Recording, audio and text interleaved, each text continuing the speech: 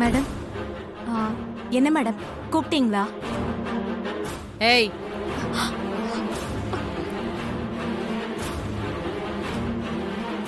மரியாதையா உண்மையை சொல்லு. மாப்பிள்ள ராஜாவோட அம்மாவை கடத்திட்டு போய் எங்க மறைச்சு வச்சிருக்கீங்க?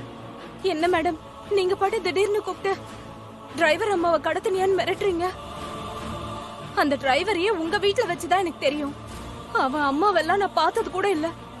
அப்புறம் எப்படி மேடம் நான் கடத்த முடியும்?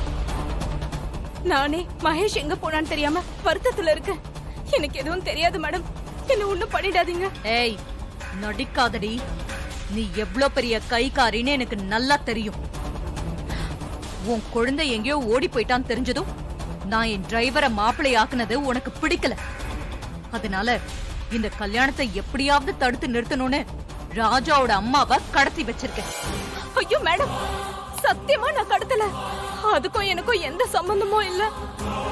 மகேஷ் கிடைச்சா போதும்னு நான் அந்த சாமியை வேண்டிட்டு இருக்கேன். ஒவ்வொரு நிமிஷமும் துடிச்சிட்டு இருக்கேன் மேடம். என் நிலைமை புரியாம என் மேல அபாண்டமா குற்றம் சுமத்துறீங்களே. ஏய், நடிக்காதரி.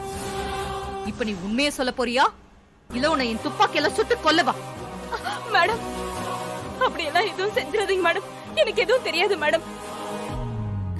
நான் மண்டபத்தை விட்டு எங்கேயுமே போகல, இங்கே தான் இருக்கு. நான் எப்படி அவங்களை கடத்த முடியும்?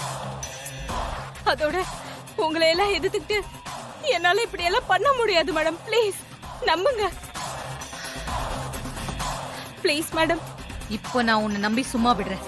பின்னாடி இதுல நீ சம்பந்தப்பட்டிருக்கேன்னு மட்டும் தெரிஞ்சது அந்த நிமிஷமே உன் கதையை முடிச்சிருவேன். இல்ல மேடம். ஐயோ போ.